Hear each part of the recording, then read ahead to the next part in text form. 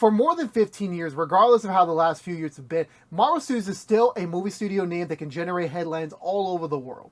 Whether it was the record-breaking Endgame, the generational-defining No Way Home, the respectful Wakanda Forever, the somber Guardians Volume 3, or the rush of Deadpool Wolverine, Kevin Feige and co still know what they're doing and learning from their mistakes as they prepare to tackle on the impossible once more in Avengers Secret Wars. But for now, instead of looking way ahead, I want to look all the way back to the mid-2000s, where a brand new generation of comic book fans were being cultivated as a film would be coming out in theaters that would define and change the comic book film industry forever.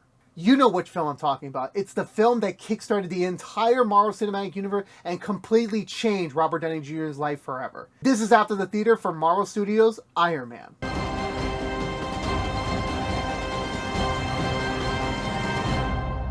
When you think of Marvel Comics in the 1990s, the go-to heroes that come to mind are Spider-Man, the X-Men, and the Incredible Hulk. Largely due to their iconic looks, their appeal with the audience, as well as their accessibility on television with their series at the time. For Iron Man, he just wasn't rarely in those conversations. Sure, he did have his own animated series alongside Spider-Man and the X-Men back in the 90s, but he never quite gained the popularity such as those two series did. But the conversations for the character to go the same level as the others began in the 90s all the way to the early 2000s as multiple film studios attempted to make a film based on the character. Different filmmakers were asked to direct, different screenwriters were asked to pen the script, and even different actors were being courted to play the character, but none of that even panned out. Then in 2005, history began. After more than half a decade of licensing out their characters to other studios to various different degrees of success, the idea came up for Marvel themselves to produce their own films in-house and then get them distributed in the back end. It was brought up by a man named David Massai and with the support of Avi Arad and Paramount, who were greatly associated with the Marvel films at the time. From there, after some behind-the-scenes trouble, Kevin Feige was the one to pave the way to essentially kickstarting the first film in this brand new initiative. Bringing on Jon Favreau to direct the film after making classics such as Elf and Satora, he was not only essentially responsible for making a great film, he also had to set the standards for what Marvel Studios could do on their own. While the making of the film wasn't exactly the most stable, even by the time filming started they didn't even have a finished script, just a general outline of it, they still had something special here as the man anchoring this film, Robert Downey Jr., who was cast to play the titular character, was their ace in the hole essentially to guarantee this film will have some sort of level of iconicness no matter how the final film comes out. As it was when the film came out to kick off the summer movie season of 2008, only in theaters. Our story begins a little later on as we meet Tony Stark, a billionaire, genius, playboy, philanthropist, and as of right now, weapons creator, in the middle of his tour presenting his brand new creation to the US Army of Afghanistan. However, things go south when they're attacked by a terrorist group known as the Ten Rings. They eliminate nearly all the armed forces, gravely injure Tony, and holding him hostage for their own purposes, in which they inadvertently kick off a new age of heroes, as the journey and lessons Tony goes on here will make him become the man that he's meant to be. When it comes to the story itself, I describe it best as hand-holding to an extent.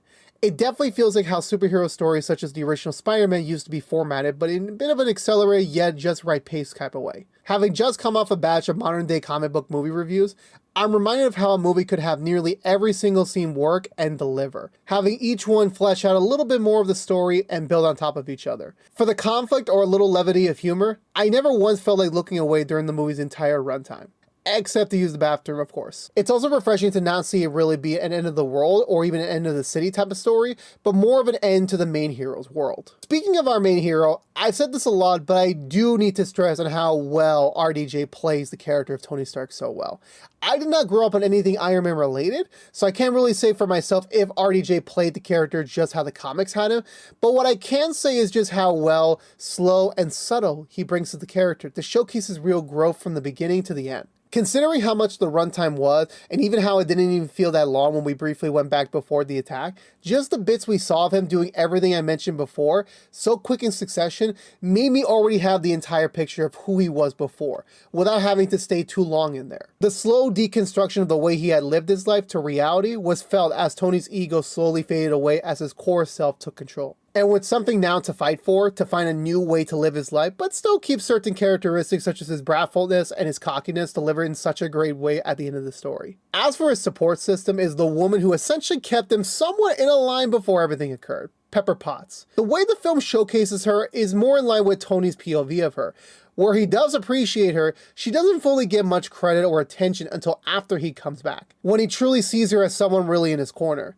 Probably the only person who actually cares about him. As their relationship deepens, not quite romantically yet, but it does show to be more equal eye length of respect for one another. She's a bit hesitant and concerned upon his return, but the moment that Tony fully speaks on his new stance in life makes her fully convinced that she finally met the real Tony Stark at long last. Rhodey, I see him more like the wingman that changes directions at times. Most times he tries to put Tony on the straight and narrow prior to his capturing, a bit his own moments of joining in on his fun, but he does have his own stances and changing, but not bad views during the events of the film. Briefly rejecting Tony's offer to collaborate on the Iron Man suit upon his return was a bit rude but understandable given his job with the armed forces. Then later being more of the helping Tony out, at least in a government lock-on type of sense. Their friendship can be a bit puzzly, but they do help each other out when needed. It was a bit strange for me having seen how Don Cheadle tackled the role for more than a decade compared to Terrence Howard here for only one time, but I can say there is a core to Rhodey's personality that I felt between both of them, and I think Howard did a good job of just being a good wingman for Tony when he really needed it.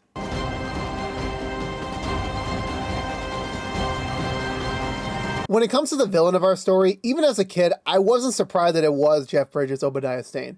Not to say he looks evil, it's just you don't cast him unless you're doing it for something more. In all seriousness, I really loved his performance. Even if the motivation boiled down to jealousy and money, he played so many different shades of it very well. When we first see him, he's more of your traditional businessman with some sass. Then we start seeing the man adapt at a frantic pace and slowly his real self comes through. By the time he meets up with the 10 rings, all the pieces are in place for the real understanding. After that, he still sounded cold, but in a gentle way, if that makes sense. Especially when he's popping the reactor out of Tony. Okay, that sounded a bit off. The final fight between the two of them and just the overall VFX looks so damn amazing coming from 2008. The first flight, the first battle run, and then the battle with Ironmonger was just so well done. Honestly, I had feelings like Iron Man felt like Superman, the context being in the fight scene with the 10 rings, he seemed to be untouchable, unexplainable, and something no one knew exactly who he was. On the opposite end, his fight with Stane showcased more of his tactical abilities, having to beat him with less than half power. While it was another hero versus their darker version type of fight, there was a bit more of a difference besides color and size of it all. One of the things that the film does so well is timing and pacing. They do so much in a tight under 2-hour window, but we feel the impact greatly. We already talked about Tony's deconstruction to reconstruction, however, actually feeling Yinsen's death after only spending 15 minutes with him was something I didn't expect then, and even again now to still feel. Even spending what felt like a good chunk of time just seeing him build the Mark II was engaging since it's not often we actually see the actual suit of the hero get developed. Normally it's a montage or a throwaway type of thing, but seeing it actually making us understand how he can and has to fight with it makes us more invested into the hero portion of it all. The ending of the film was a moment where, again, even though comic book movies haven't been around for that long in the modern day, the concept of a superhero having a public identity was relatively brand new here.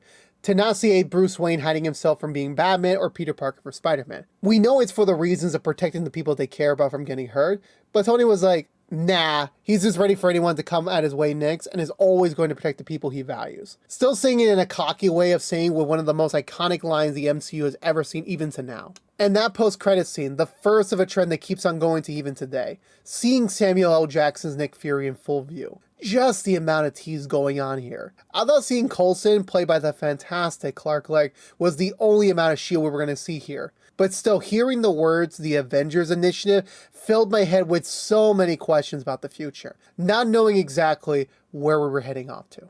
As a kid, this film made me think that Iron Man was so cool, that by the time it came out on DVD, I just ended up rewatching the film over and over again. Me, and alongside many other fans, place RDJ in the same category such as Tobey Maguire and Hugh Jackman when it comes to iconic casting with our favorite comic book characters. My thoughts on the film are nearly the exact same as when I first watched it as a kid, then as a teenager, then as a younger adult, to now. This was amazing. It still holds up and is still even better than some of their most recent offerings. I will never forget seeing this film in theaters for the first time, and I will gladly look forward to whenever the next rewatch is. With that in mind, I give this film my score of 4.5 out of 5 stars, or my personal ranking of a large refillable popcorn and a soda. Let me know down below, what did you think of the film? Did you love it? Did you hate it? Did you like it? What's your thoughts on it? I would love to hear them down below. I would love to have a conversation with you about it. This has been Joe here from ActionX. Thank you so much for watching this episode of After the Theater. Please subscribe to us if you want to see more videos such as this one. Please like, favorite, share if you want to. Ring that bell and follow us on social media. But until we see each other again, thank you so much for watching. Until next time, please stay safe out there, be good to each other, and as always, peace out.